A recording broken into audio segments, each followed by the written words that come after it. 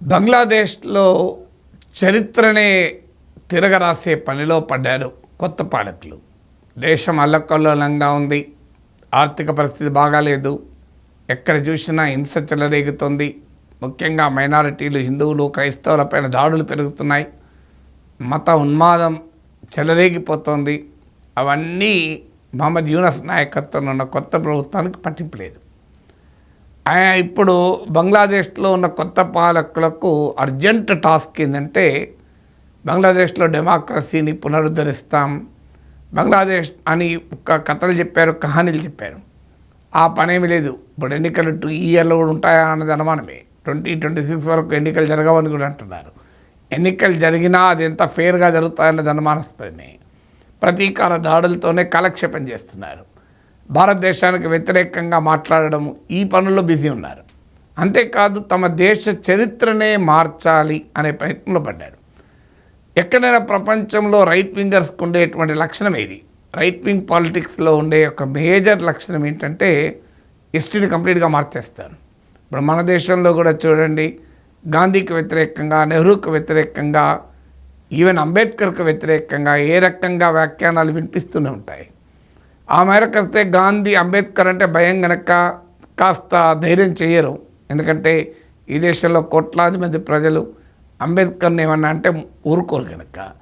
ఇక గాంధీ మహాత్ముడే కాదు, గాంధీ వల్లనే దేశం విడిపోయింది, గాంధీ వల్లనే దేశానికి ఏదో ఇబ్బంది, ప్రమాదం ఏర్పడింది అనే రీతిలో ఒక ఐడియాలజికల్ అటాక్ చేస్తారు.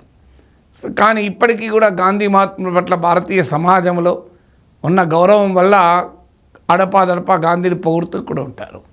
కానీ నెహ్రూ పైన మాత్రం మామూలుగా అటాక్ ఉండదు. నెహ్రూను క్యారెక్టర్ అసాసినేషన్ చేస్తుంటారు. నెహ్రూ వల్లనే భారతదేశం సర్వనాశనం అయిందని చెప్తూ ఉంటారు. నెహ్రూ కాలంలోనే ఐఐటీలు, ఐఐఎంలు, all India institute of medical సైన్సెస్లు, అనేక శాస్త్ర సాంకేతిక రంగాల్లో పునాదులు పడింది మీకు నెహ్రూ కాలంలోనే. అవన్నీ అనవసరం. నెహ్రూ మాకు వ్యతిరేకం కనుక మేము అంగీకరించాం. నెహ్రూ మునిమనుమడు రాహుల్ గాంధీ మా ప్రత్యర్థి కనుక Nehru contribution to the freedom struggle అంగీకరించాము, Nehru contribution to the making of modern India అంగీకరించాము. ఇది జరుగుతున్నటువంటి చరిత్ర మన దగ్గర. దానికి కారణం కేవలం రాహుల్ గాంధీ ప్రత్యర్థి మాత్రమే కాదు, నెహ్రూ ఒక ఐడియాలజికల్ కౌంటర్ వెయిట్ కూడా. నెహ్రూ ఒక ఆధునికమైన సెక్యులర్, డెమోక్రటిక్, లిబరల్, సైంటిఫిక్ ఇండియాను కోరుకున్నాడు. అది సహజంగానే మింగుడు పడని రైట్ వింగ్ పాలిటిక్స్, పొలిటీషియన్లు, పార్టీలు నెహ్రూను డిస్మాంటిల్ చేస్తుంటారు. సరిగ్గా బంగ్లాదేశ్లో కూడా ఇదే జరుగుతుంది. కాస్త ఇంకా అక్కడ ఉన్మాదం చెలరేగింది. ఇక్కడన్నా ఐడియాలజికల్గా, పొలిటికల్గా మాత్రమే అటాక్ చేస్తున్నారు. అక్కడైతే విశృంఖలంగా, వికృతంగా, నీచంగా కూడా వ్యవహరిస్తున్నారు. We should be at least happy. ఇండియాలో ఇంకా ఆ స్థాయికి మన వాళ్ళు దిగజారలేదు. ఇప్పుడు బంగ్లాదేశ్లో జరుగుతుంది ఏంటి? షేక్ ముజిబుర్ రెహమాన్ విగ్రహాలను కూడగొడుతున్నారు. షేక్ ముజిబుర్ రెహమాన్ విగ్రహాలపైన యూరినేట్ కూడా చేస్తున్నారు. ఎంత దుర్మార్గం అంటే 1971లో బంగ్లాదేశ్ విమోచనకు నాయకత్వం వహించి తన జీవితాన్ని మొత్తం బంగ్లాదేశ్ ఏర్పాటుకు అంకితం చేసిన నాయకుడు షేక్ ముజిబుర్ రెహమాన్. ఆ పోరాటంలో పాకిస్తాన్ దుర్మార్గమైన సైన్యం చేతిలో, పాకిస్తాన్ అనుకూల మతోన్మాద మూకలు, రజాకర్ల చేతిలో 30 లక్షల మంది బంగ్లాదేశ్ పౌరులు మరణించారు. ఆ చరిత్ర అంతా ఇప్పుడు ఒక్కసారి షేక్ హసీనా పైన కోపంతో కలవస్తున్నారు. షేక్ హసీనా పైన కోపమే కాదు, షేక్ ముజిబుర్ రెహమాన్ ఏ ఐడియల్స్ కొరకైతే నిలబడ్డాడో ఇప్పుడు అధికారంలోకి వచ్చిన పాలకులకు ఆ ఐడియల్స్ అంటే గిట్టవు.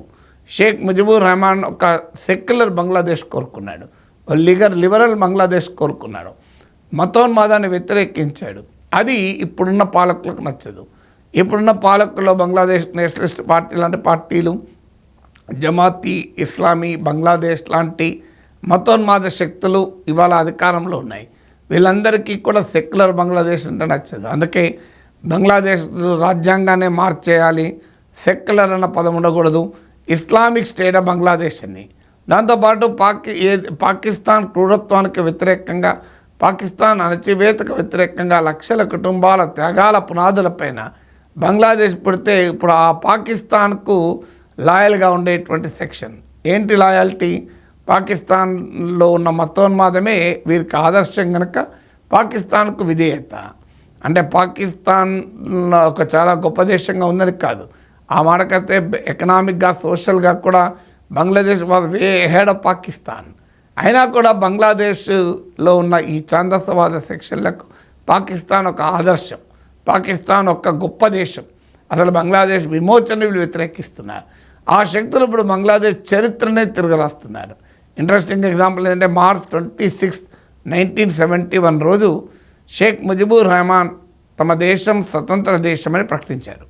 ఆయన టెలిగ్రామ్ ద్వారా పాకిస్తాన్ పాలకులకు ఈ సందేశం చెప్పాడు. This is the fact of history. ఇప్పుడు దీన్ని మార్చేసి టెక్స్ట్ బుక్లో కూడా మార్పులు చేస్తున్నారు. షేక్ ముజిబుర్ రెహమాన్ పేరు ఉండకూడదట. అందుకే బంగ్లాదేశ్కు స్వాతంత్రం వచ్చిందని జనరల్ జియావుర్ రెహమాన్ ప్రకటించాడు అని చెప్తున్నారు. విచిత్రం ఏంటంటే general Ziaur Rahman Bangladesh nationalist party founder, మాజీ ఆర్మీ జనరలు, బంగ్లాదేశ్కు 6th ప్రెసిడెంట్ కూడా. మిలిటరీ తిరుగుబాటులో అధికారంలోకి వచ్చాడు. జనరల్ జియావుర్ రెహమాన్ సతీమణి ఖాలిదా జియా ఇప్పుడు బంగ్లాదేశ్ నేషనల్ పార్టీ నాయకురాలు. మీకు బంగ్లాదేశ్ చరిత్ర అంతా ఈ 2 డైనాసిటీల మధ్యనే పోరాటం. షేక్ ముజిబుర్ రెహమాన్ కూతురు షేక్ హసీనా ఒకవైపు, జనరల్ జియావుర్ రెహమాన్ భార్య ఖాలిదా జియా ఒకవైపు. సో ఇప్పుడు Bangladesh nationalist party pro Pakistan Islamist పోకడలున్న పార్టీ. అందుకే ఇప్పుడు ఆ చరిత్రనే తిరగరాసి షేక్ ముజిబుర్ రెహమాన్ కాదు జనరల్ జియావుర్ రెహమాన్ ప్రకటించాడు అని చెప్పి రాస్తున్నారు. కానీ చరిత్ర ఏంటి, హిస్టరీ ఏంటి? అప్పుడు పత్రికలు లేవా, అప్పుడు టీవీ లేవా, రేడియో లేవా, అందరికీ తెలిసిన హిస్టరీ. మార్చ్ 26, 1971 రోజు ఒక టెలిగ్రామ్ ద్వారా షేక్ ముజిబుర్ రెహమాన్ పాకిస్తాన్ పాలకులకు బంగ్లాదేశ్ను స్వతంత్ర దేశంగా ప్రకటిస్తున్నట్టు తెలియజేశాడు. ఈవెన్ అమెరికన్ ఇంటెలిజెన్స్ రిపోర్ట్స్ కూడా దీన్ని ధృవీకరిస్తున్నాయి. నిజమే, మార్చ్ 27 రోజు జనరల్ జియావుర్ రెహమాన్ కూడా పబ్లిక్ స్టేట్మెంట్ ఇచ్చాడు.